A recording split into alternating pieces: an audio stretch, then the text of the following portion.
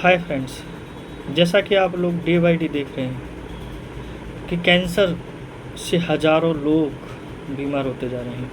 Cancer नाम की बीमारी डे बाय डे लोगों को ग्रसित करती जा रही है। आप जानते हैं बेसिक कॉज क्या है कैंसर का, कारण क्या है कैंसर का जो इतना फैल रहा है। हज़ारों लोग जो सर्जिकल ब्लडी नाइफ है उसमें हज़ारों लोगों की डेथ हो रही है। हम लोगों को लगता है कि नहीं, ऑपरेशन करा लिया, सर्जरी करा लिया तो क्या सर्जरी एक बेटर ट्रीटमेंट है, एक बेटर ऑप्शन है जिसमें सारे केस बच रहे हैं? नहीं, बहुत सारे लोग हैं जिनकी कैंसर से बहुत डेथ हो रही है और एक कैंसर है बहुत तेज़ी से लोगों में फैलता जा रहा है। अगर हम केवल डाटा को उठा के देखें तो केवल 2018 से 2020 तक 22,54,00,000 लोगों की डेथ हो चुकी है कैंसर से। तो आप दोस्तों समझ सकते हैं कि कैंसर कितनी तेज़ी से फैल रहा है। आज से 15 साल पहले हम लोगों को 1-2 केस सुनने में आते थे, 4-5 केस सुनने में आते थे और आज 10 लोगों में हम देखने जाते हैं तो 1 या 2 पेशेंट्स हम लोगों को कैंसर्स के मिलते हैं या फिर अदर सीवियर डिसीज से सफ़र कर रहे होते हैं। कैंसर होता है डे बाई डे दोस्तों कम्युनिटी में तेज़ी से फैल रहा है। इतना तेज़ी से फैल रहा है तो उसके कारण क्या है? अगर हम मॉडर्न मेडिसिन की थ्रू जाने की कोशिश करते हैं तो हमें कारण पता चलता है, कोई कारण पता नहीं है, इडियोपैथिक है, कोई अभी तक कारण पता नहीं चला है, अननोन कॉज है। कई लोगों को मानना है सिगरेट पीने से कैंसर हो जाता है, कई लोगों को मानना है स्मोकिंग से कैंसर हो जाता है। आप लोग जबकि देख रहे होंगे कई जो लोग हैं वो सालों से सिगरेट पी रहे हैं, उन्हें कुछ नहीं है, लेकिन कुछ लोग सिगरेट नहीं पीते हैं उनको कैंसर हो जाता है। तो मेडिकल साइंस में एग्जैक्ट कॉज नहीं है कैंसर्स का, लेकिन अगर आप देखेंगे कि कैंसर तेजी से बढ़ा क्यों, क्या रीज़न है जो कैंसर बढ़ रहा है। हम केवल 2022 का डाटा देखें दोस्तों तो कैंसर से 1,90,00,000 लोग अभी तक अफेक्टेड हो चुके हैं और 2022 अभी ख़त्म नहीं हुआ है जिसमें 60,09,360 लोगों की डेथ हो चुकी है कैंसर से। तो सोचने वाली बात है, जानने वाली बात है कि क्या कारण है जिससे कैंसर तेज़ी से फैल रहा है और हम इससे कैसे बच सकते हैं। ये बहुत जानने वाली चीज़ है। अगर हम लोग देखें कारण देखें अगर कैंसर किस वजह से होता है तो वैसे मेडिकल साइंस के अकॉर्डिंग एक अननोन कॉज है, लेकिन अगर हम लोग होम्योपैथी के अकॉर्डिंग देखें तो कई चीज़ें कैसी होती हैं, बहुत विजिबल हैं, एक विजिबल कॉज है जो हमें दिखाई पड़ते हैं कि जो कैंसर जैसे केसेस या जो बहुत सीवियर जो डिसीज़ जो फैटल डिसीज़ हैं उनके होने का कारण है। अगर हम लोग देखें कई बार उन पेशेंट्स में बहुत ज़्यादा कैंसर देखने को मिल रहा है जिनके माइंड में एक बरीडनेस बनी रहती है, माइंड में एंजाइटीज़ बनी रहती है, चिंता बनी रहती है। दोस्तों आज हम लोग की लाइफ है इनसिक्योरिटी में चल रही है। हम लोग हैप्पी दिखाने की कोशिश कर रहे हैं, क्यों? क्योंकि आप सोशल मीडिया पे आपके बहुत सारे फ्रेंड्स हैं, लेकिन एक्चुअल जो आपके साथ बैठ सकें ये भी फ्रेंड्स नहीं।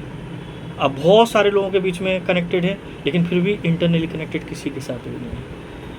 तो दोस्तों जब आपके इमोशंस किसी के साथ में शेयर नहीं हो रहे हैं, आपको फाइनेंशियल प्रॉब्लम्स, डिसीज़, जो इकोनॉमिक जो कंडीशंस जो हो रही हैं लोगों की, जो अपने फ्यूचर जो एंजाइटीज चल रही हैं, तो जो लोग हैं उनका माइंड ही शांत नहीं रह रहा है। आप देखेंगे बेसिक चीज़ चल रही है हम लोगों के साथ में, एंजाइटीज़, वरीडनेस।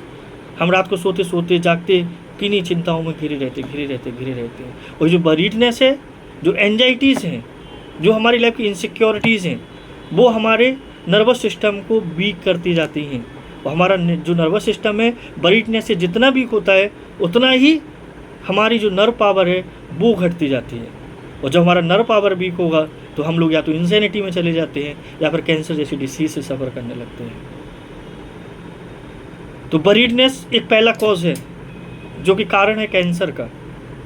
तो दोस्तों एंजाइटीज़ और वरीडनेस से आज के समय में निकलना भी कठिन होता जा रहा है। हम ना चाहते वो भी एंजाइटीज़ में जा रहे हैं क्योंकि हमारे सर्कमस्टेंसेस ऐसे हो रखे हैं। हमारा कम्युनिकेशन जो गैप है बहुत हो चुका है, बढ़ चुका है, बहुत लंबा हो गया, काफ़ी गैप हो रहा है। आप देखेंगे जहाँ पर कैंसर बढ़ रहा है सुसाइडल टेंडेंसीज भी लोगों में बढ़ती जा रही हैं।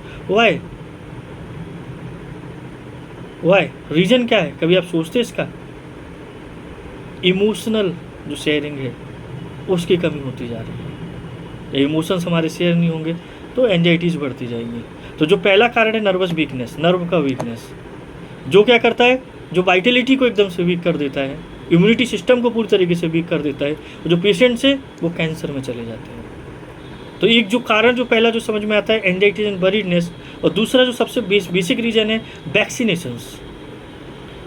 दोस्तों हम लोग देख रहे होंगे day by day new vaccinations आते जा रहे हैं मार्केट में, और हम लोग उनको अपने बच्चों पे यूज़ करवाते रहते हैं, उनको लगाते रहते हैं वैक्सीन्स को कई।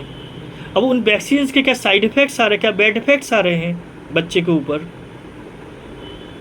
वो कई बार हम लोग एक्सेप्टेबल नहीं होते। हम लोग को लगता है कि नहीं हम वैक्सीन से अपने बच्चों को बचा रहे हैं। आप देखेंगे जब वैक्सीनेशंस नहीं थे बहुत ज़्यादा, तब भी हेल्थी जो ह्यूमंस बीइंग बहुत ज़्यादा थे। लेकिन आज के टाइम पे वो चीज़ें, वैक्सीनेशन जितना होता जा रहा है, हमारा लाइफ साइकिल उतना घटता जा रहा है, जितना हम लोग के साथ में मेडिकल ट्रीटमेंट बढ़ता जा रहा है, उतना ही हम लोग का एज घटता जा रहा है। पहले जब वैक्सीनेशंस नहीं थे, मेडिकल ट्रीटमेंट बहुत अच्छा नहीं था, तब लोग 90-90 साल तक जिंदा रह रहे थे, लाइव रह रहे थे।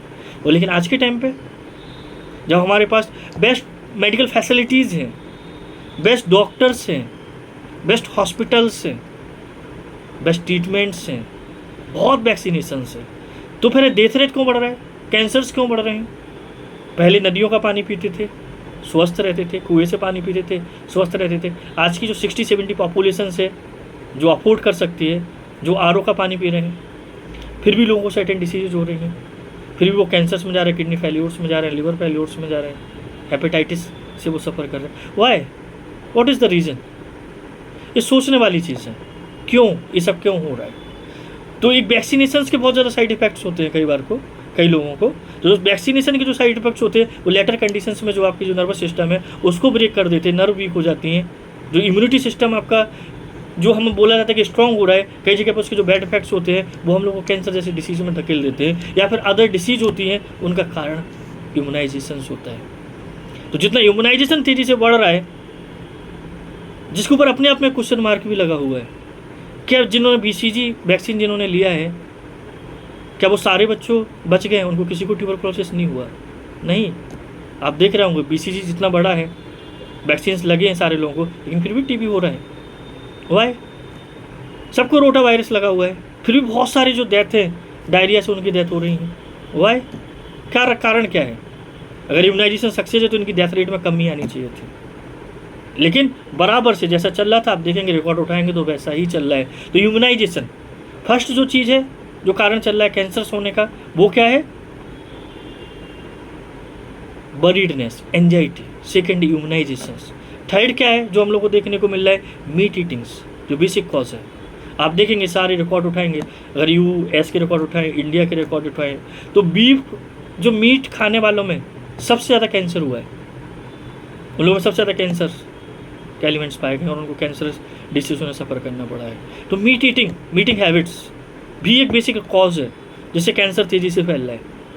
और एक जो चौथी जो सबसे बड़ी चीज़ है, अच्छी चीज़ है, कि जो हम लोगों का एक डेली रूटीन में जो वो चीज़ आ चुकी है, टी एंड कॉफ़ी, चाय और कॉफ़ी। हमारी जो सुबह शुरुआत होती है चाय से होती है, कॉफ़ी से होती है। और जो पर्सन्स हैं, कई लोग हैं जिनके लिए जो टी और कॉफ़ी कैसे हैं? इंटॉलरेबल हैं। कई लोगों पे कोई इफेक्ट्स नहीं है, लेकिन टी और कॉफ़ी दोनों ही कई लोगों पे डिसीज़ छोड़ देते हैं, कैंसर जैसी डिसीज़ छोड़ देते हैं, या फिर अदर्स जो बेसिक डिसीज़ होती हैं उनको हो जाती हैं। तो टी एंड कॉफ़ी भी एक कारण है। अब आप सोच रहे होंगे टी कॉफ़ी में ऐसा क्या है, ये कैफीन होता है, इसमें टैनिन होता है, तो ऐसा क्या है इसमें जाके? लेकिन नहीं दोस्तों, दोनों ही क्या करती है? मेंटल एक्साइटमेंट को बढ़ा देती हैं। और जब हमें ज़रूरत से ज़्यादा यूज़ करते जाते, बहुत ज़्यादा चाय पीते रहते हैं, तो धीमे धीमे जो चीज़ हमें एक्साइटमेंट दे रही होती है, सॉर्ट ऑफ एक्साइटमेंट दे रही होती है, वही चीज़ क्या होता है? डिजनरेशन का कारण बनती है। और जो हमारा ब्रेन है, जो हमारा नर्वस सिस्टम है, वो धीमे धीमे ड्रेंज करने लगती हैं। तो कई लोगों के साथ में कैंसर या कुछ बड़ी डिसीज़ उनके साथ में प्रोड्यूस हो जाती हैं, इंसोम्निया या फिर अदर डिसीज़ उनके साथ में प्रोड्यूस हो जाती हैं। तो सबको सब नहीं है, लेकिन किस पेशेंट के साथ में उसका जो इम्यूनिटी सिस्टम है, जो वाइटलिटी है, वो किस लेवल पे एक्सप्रेस कर रही है, ये जानना बहुत ज़रूरी है। तो हर एक इंडिविजुअल पर्सन से सेम कॉज के साथ में उनको अलग अलग डिसीजेज होती हैं। तो कई लोग इंसैनिटी में चले जाते हैं, कई लोग कैंसर्स में चले जाते हैं, कई लोग कंजप्शंस में चले जाते हैं, कई लोगों को ट्यूबरकुलोसिस हो जाता है। ठीक है, नेक्स्ट जो एक बेसिक कॉज है एल्कोहलिक जो स्टिमुलेंट, जो हम लोग बात करते रहते हैं बार बार। तो ये जो कुछ चीज़ें हैं, ये जो कुछ कारण हैं जिनके साथ में हम डेली सर्वाइव कर रहे हैं, और ये वो रीजन्स हैं कि जिनके साथ में कैंसर होने के कई बार चांस होते हैं, जिसे हम इग्नोर करते रहते हैं इन चीज़ों को। हम कहते हैं कि नहीं टी कॉफ़ी से क्या होगा, हम लोग कहते हैं नहीं हमें तो कोई चिंता नहीं है, हमें तो कोई वरीडनेस नहीं, आई एम हैप्पी। लेकिन दोस्तों ऐसा नहीं है। इंटरनल हैप्पी होना, एक्सटर्नली दूसरों को दिखाना अपनी हैप्पीनेस, दोनों में बहुत बड़ा फ़र्क होता है। हम 100 लोगों को उठा के देखें तो उसमें से 99 पीपल्स अलोन फील कर रहे हैं। उनको चिंता है अपनी financial status, others, economic conditions, जो आज का जो कंडीशंस हैं हर एक लोगों के लिए, जो धीमे धीमे तेज़ी से महंगाइयाँ बढ़ती रही हैं, बच्चों की फ़ीस है, कॉलेज फीसेस हैं, मेडिकल ट्रीटमेंट्स हैं। तो जब वहाँ पर जिस फेज में हम लोग सर्वाइव कर रहे हैं, वहाँ से एंजाइटी से निकलना कठिन है। लेकिन हमें एंजाइटी से बचने की कोशिश करना चाहिए, वरीडनेस से बचने की कोशिश करना चाहिए, क्योंकि एक जो सबसे बड़ा जो एंजाइटी जो वरीडनेस का एक कारण और भी है, क्योंकि हम लोग बेसिकली ट्रस्ट खोते जा रहे हैं एक दूसरे के ऊपर, या हम लोग एक दूसरे के ऊपर ट्रस्ट नहीं कर पा रहे हैं, अनट्रस्टफुल होते जा रहे हैं। तो वो जो कंडीशंस है वहाँ पे हमारी सेल्स है, हमारा इम्यून सिस्टम है, वो भी सेम रिस्पॉन्स देते हैं। अगर हम मेंटली किसी पर ट्रस्ट नहीं कर पा रहे, आपका इम्यून सिस्टम भी किसी पर ट्रस्ट नहीं कर पाएगा, आपका सेल्स भी किसी के ऊपर ट्रस्ट नहीं कर पाएगा, और धीमे धीमे आप डिसीजेज में जाते जाएंगे। ये सिंपल फिनोमेना है, ये सिंपल फिनोमेना है। तो दोस्तों ये बेसिक कॉज है, बेसिक कॉज है। ऐसा नहीं कैंसर के जो कारण है वो अननोन है। क्यों? क्योंकि हम वो पैथोलॉजिकल लैब्स में फाइंडिंग्स नहीं लेके आ पा रहे हैं, लेकिन एक कारण है, इसलिए तेज़ी से बढ़ा है। इसलिए आप रिकॉर्ड चेक कर सकते हैं, रिकॉर्ड कि तेज़ी से जो कैंसर है वो डे बाई डे लोगों में बढ़ रहा है, डे बाई डे लोगों में बढ़ता जा रहा है। केवल 2020 में आप देखेंगे कैंसर के केसेस कितने रहे हैं, अगर आप इसको देखेंगे 13,92,179 केसेस 2020 में अकेले फाइंड आउट हुए हैं। तो ये अपने आप में एक बड़ा सोचने लायक मुद्दा है। तो दोस्तों एक कारण है, इन कारणों को हमें हटाना है। नेक्स्ट वीडियो में हम लोग देखेंगे कि कैंसर से कैसे बच सकते हैं, हमें क्या करना चाहिए, लाइफ स्टाइल में क्या चेंज लाना चाहिए, जैसे हम बीमारियों से बच सकते हैं। हमें केवल लाइफ स्टाइल में चेंज लाना, उसके लिए भी वरीड नहीं होना। Thank you. मैं doctor Rajesh Soni, director ACS Gwalior. अगर आप लोग कैंसर से पीड़ित हैं, सफ़र कर रहे हैं, एंजाइटी चल रही हैं, तो आप डेफिनेटली मुझसे कांटेक्ट कर सकते हैं। मेरा नंबर है 9893008232। आप ऑनलाइन ट्रीटमेंट ले सकते हैं, आपके घर मेडिसिन कोरियर हो जाती हैं, और हम चाहेंगे आप लोग खुश रहें, हैप्पी रहें। Thank you.